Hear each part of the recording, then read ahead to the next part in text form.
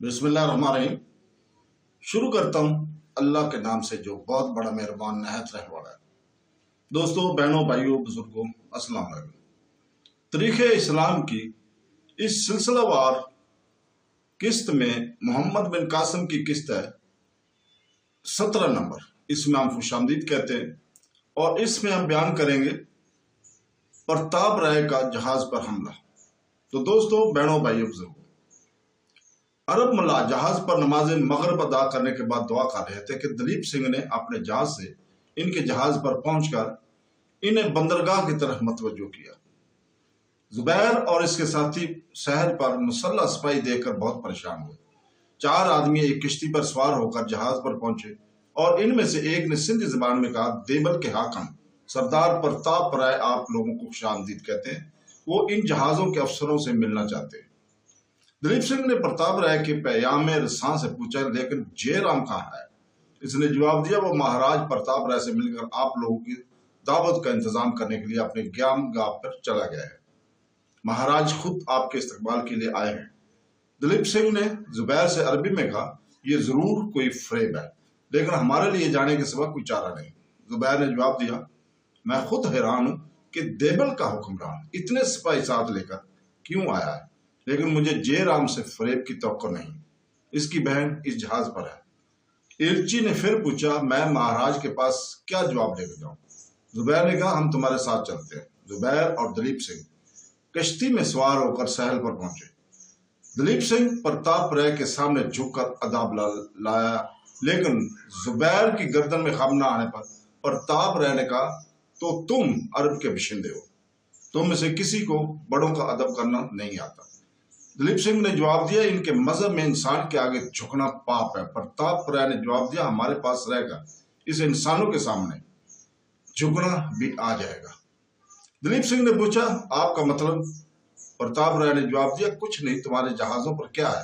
दलीप सिंह ने कहा, जयराम ने आपको सब कुछ बता दिया होगा, आप हमसे क्यों पूछते हैं? जयराम ने जो कुछ बताया अगर वो सही है तो ये जहाज यहां से नहीं जा सकते। जहाज यहां से नहीं जा सकते, वो क्यों? ये राजा का हुक्म है। दलीप सिंह ने चारों तरफ देखा। जुबैर और इसके गिर्द मुसल्लह सिपाहियों का घेरा तंग हो चुका था। इसने अरबी जुबान में जुबैर को सूरत हाल से आगाह किया और जुबैर के समझाने पर वो प्रताप राय से मुखातब हुआ, ये सिंध के नादार मलाहों की किश्ती नहीं, इन पर आप दस्तराजी कर सके। ये अरबों की जहाज है, इन पर इस कौम की बेटियां सवार हैं जो सरकशों और बागियों के मुकाबले में आंधी की तरह उठती हैं और बादल की तरह छा जाती हैं। जो आसमान से बिजलियां गिरती देखकर नहीं डरते, वो इनकी तलवार से पड़ा मांगते हैं। प्रताप राय ने गजबनाक होकर तलवार निकाली। दलीप सिंह और जुबैर ने तलवारें खींचने की कोशिश की, लेकिन कई नंगी तलवारें और चमकते हुए नेजों ने इनके हाथ रोक लिए। प्रताप राय ने कहा, तुम सिंधी मालूम होते हो, लेकिन तुम्हारी रगों में किसी बुज़दिल, गद्दार और कमीने आदमी का खून है। दलीप सिंह ने जवाब दिया, दुनिया में सबसे बड़ी गद्दारी और कमीनगी अपने मेहमान को धोखा देना है, और मुझे ये कहने में एक बात नहीं है कि तुम। दलीप सिंह का फिक्रा पूरा ना हुआ था कि प्रताप राय के तलवार की नोक इसके सीने में उतर गई और वो तेवराह कर जमीन पर गिर पड़ा। जुबैर ने झुककर इसे हाथों का सहारा दिया। इसने एक झुरझुरी लेकर जुबैर की तरफ देखकर कहा, जुबैर, तुम्हारे साथ मेरा सफर खत्म हुआ। मैं दिल पर एक भारी बोझ लेकर जा रहा हूं। मैं जहालत की गोद में पला।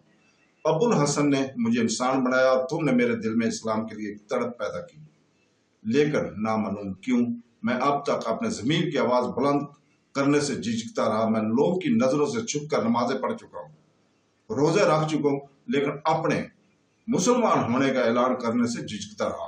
अब मैं इरादा कर रहा था कि बसरा पहुंचकर मुसलमान होने का ऐलान करूंगा, लेकिन खुदा को यह मंजूर ना था। मुझे नाहीद का अफसोस है, खुदा इसे बेरहम दुश्मनों के हाथों से बचाए। मेरे दोस्त, मुझे भूल न जाना, मेरे लिए दुआ करना।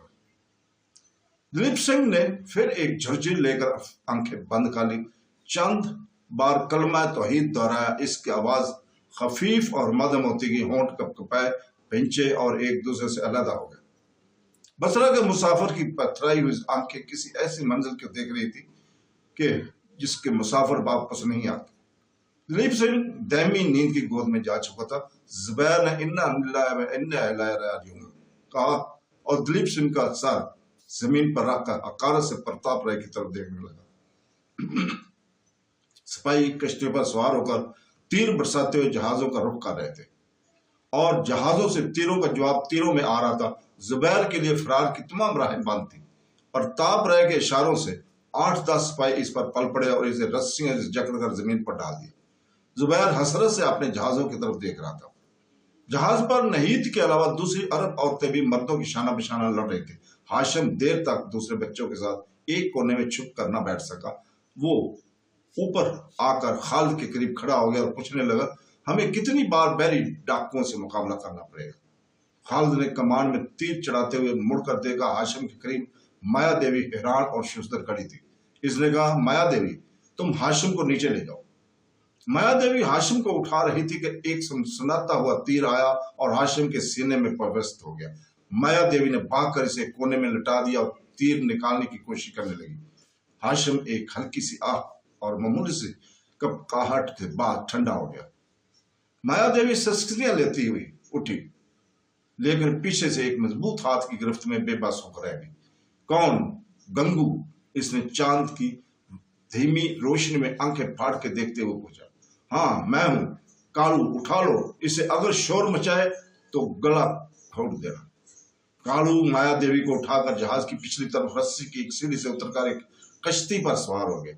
गंगू ने आगे बढ़कर खालिद के कंधे पर हाथ रखते हुए कहा, अब मुकाबला करने से कुछ नहीं होगा। इनकी तादाद हमसे बहुत ज्यादा है और अकब से भी 2 जहाज हम पर हमला करने के लिए आ रहे हैं। मेरी कश्ती जहाज के पीछे खड़ी है, मैं तुम्हें और नहीद को बचा सकता हूँ। खालिद ने बेपरवाही से जवाब दिया, हम अपने साथियों को छोड़कर नहीं जा सकते, लेकिन तुमने नहीं जानते कि वो लोग तुम्हारी बहन के साथ क्या सलूक करेंगे। लेकिन मैं जहाज की तमाम औरतों को अपनी बहन समझता हूँ। अब जयराम की दगाबाजी से मुझे किसी पर एतमाद नहीं रहा। एक तीर नाहिद को लगा और वो पसली पर हाथ रखकर बैठ गई। खालिद ने आगे बढ़कर इसे उठाने की कोशिश की, लेकिन इसने कहा, मैं ठीक हूँ खालिद, तुम मेरी फिक्र ना करो। खालिद ने इसके असरार के बावजूद इसे उठाकर हाशिम के करीब बैठा दिया। हाशिम की लाश देखकर नाहिद को अपना जख्म भूल गया। इसने हाशिम को झंझोड़ा, आवाजें दी और इंतहाई कुर्ब की हालत में बोली, हाशिम, तुम ऊपर क्यों आए? गंगू ने बेखबरी की हालत में नाहिद की पसली से तीर निकालकर फेंक दिया और उसे कहा कि इसे उठा लो। वासु नाहिद को उठाने के लिए झुका, लेकिन खालिद ने आगे बढ़कर इसे पीछे धकेल दिया और कहा, तुम जयराम और ये सिपाही मुख्तलिफ रास्तों से आए थे, लेकिन तुम सबका मकसद एक है। जाओ, हम तुम्हें एक दफा माफ कर चुके हैं। गंगू ने कहा, बेटा, अगर बातों के लिए वक्त होता तो मैं तुम्हारा शक दूर करने की कोशिश करता, लेकिन हम पर दुश्मन पर घेरा तंग हो रहा है और अगर हमने चंद और लम्हात जाया कर दिए तो भागने के तमाम रास्ते बंद हो जाएंगे। अफसोस, मैं तुम्हें सोचने की मोहलत भी नहीं दे सकता। बेटी, मुझे माफ करना। ये कहते हुए गंगू ने अचानक एक छोटा सा डंडा खालिद के सर पर दे मारा। खालिद लड़खड़ाया, लेकिन गंगू ने उठाकर इसे कंधे पर रख लिया। वासु ने नहीद को उठा लिया और गंगू ने मोती से कहा, तुम ये कमाने उठा लो, ये हमें काम देंगी। हमला और कमंदे डालकर जहाजों पर सवार हो रहे थे और तीरों की लड़ाई तलवारों की लड़ाई में तब्दील हो चुकी थी। इस हंगामे में किसी को नाहिद, खालिद और माया देवी के अगवा किए जाने का पता न चला। जब तक ये लोग किश्ती पर सवार हुए, चंद किश्तियां अकब से भी जहाजों के करीब पहुंच चुकी थी। गंगू और इसके साथियों ने सिंधी जबान में हाव हू करके हमला आवर को शक न होने दिया और बचते बचाते जहाजों से एक तरफ निकल गए। गंगू के कहने पर माया देवी ने अपना दुपट्टा फाड़कर नाहिद के जख्म पर पट्टी बांध दी। खालिद को अपने साथ देकर अब इसे यह भी ख्याल न था कि वो कहां जा रही।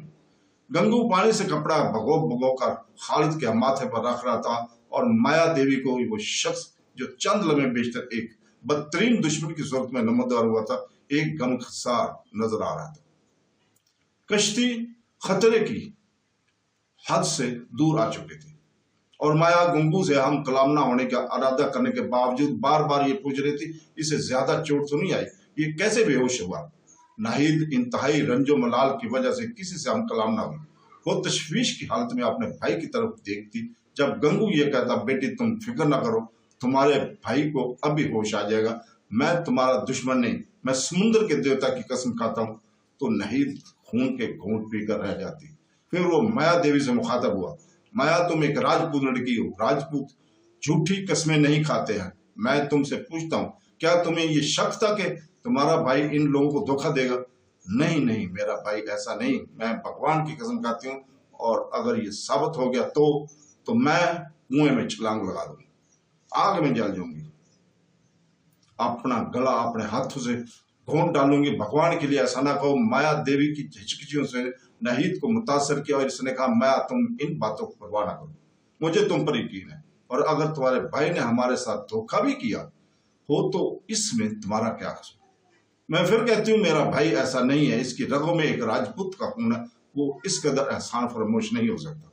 नाहिद ने कहा, इस वक्त हमारा दुश्मन वो है जिसने हमें जबरदस्ती जहाज से उतारा है और हमें किसी नामालूम जगह पर ले जा रहा है। गंगू ने कहा, बेटी काश मैं तुम्हें बच्चों और औरतों को अपने साथ ला सकता, लेकिन इस किश्ती पर सिर्फ इतनी सवारियों की जगह थी। तुम नौजवान हो और मैं तुम्हें एक बेरहम दुश्मन के हाथों से बचाना चाहता हूँ, और माया देवी तुम शायद बाकी सबको बचा सको। मैं तुम्हारी आजादी के बदले बाकी लोगों को आजाद करवाना चाहता हूँ। खालिद ने होश में आकर आंखें खोली और हैरान होकर सबकी तरफ देखा। गुज़श्ता वाकयात याद आते ही उठकर बैठ गया और दुखते सर पर हाथ रखते हुए बोला, हमारा जहाज कहाँ है? हम कहाँ जा रहे हैं? गंगू गंगू, जालिम दगाबाज फरेजी, तुमने हमारे साथ ये सलूक क्यों किया? वो क्या कहेंगे? तुम हमें कहाँ ले जा रहे हो? गंगू ने ठंडे दिल से जवाब दिया, खालिद ये मेरी उम्र में पहला मौका है कि मुझे किसी की गाली पर गुस्सा नहीं आता। तुम मुझे जो चाहे कहे, लेकिन मैंने बुरा नहीं किया। मैं सिर्फ माया को लेने आया था, लेकिन तुम्हारी बहन को जख्मी देखकर ये गवारा न कर सका कि इसे दुश्मन के रहम पर छोड़ दूं। खालिद ने हकारत से माया देवी की तरफ देखते हुए कहा, मैं अब समझा, जयराम ने एक तरफ से हम पर हमला करने के लिए सिपाही भेज दिए और दूसरी तरफ से तुम्हें माया देवी को लेने के लिए भेज दिया। इसका मतलब यह है कि लटेरों के सरदार तुम ना थे, जयराम था। तुम दुरुस्त कहते हो, लेकिन मैं तौबा कर चुका हूं और जयराम ने तौबा नहीं की। मुमकिन है वो अपनी बहन की खबर सुनने के बाद तौबा करे। तो तुम हमें इसके पास नहीं ले जा रहे हो। तुम देख सकते हो जो बंदरगाह किस तरफ है और हम किस तरफ जा रहे हैं। तो तुम हमें कहाँ ले जाओगे? किसी ऐसी जगह जहां राजा के सिपाही ना पहुंच सके। खालिद ने कहा, अगर तुम्हारी नीयत बुरी नहीं तो हमें अपने साथियों के पास छोड़ाओ। गंगू ने कहा, तुम्हारे साथी थोड़ी देर में देवल की कैद खाने में होंगे। तुम कैद खान के होने की बजाय कैद से बाहर रहकर इनके साथ ज्यादा मदद कर सकते। खालिद ने कदरे पुरसुरार होकर पूछा, पुरुम्मीद होकर पूछा, तुम सचमुच इनकी मदद करना चाहते हो? गंगू ने जवाब दिया, बेटा मुझे तुमसे झूठ बोलने की जरूरत ना थी। अगर मैं तुम्हारा दुश्मन होता तो यकीनन इस कदर ठंडे दिल से ये गालियां ना सुनता। अगले दिन ये कश्ती दरिया सिंध के दहाने पर पहुंची। गंगू को अपने साथी मछलियां पकड़ते हुए मिल गए। तो दोस्तों, इसके साथ ही हम इजाजत चाहते हैं। कल इंशाअल्लाह ताला हम इसकी अगली किस्त पेश करेंगे। अल्लाह हाफ़िज़।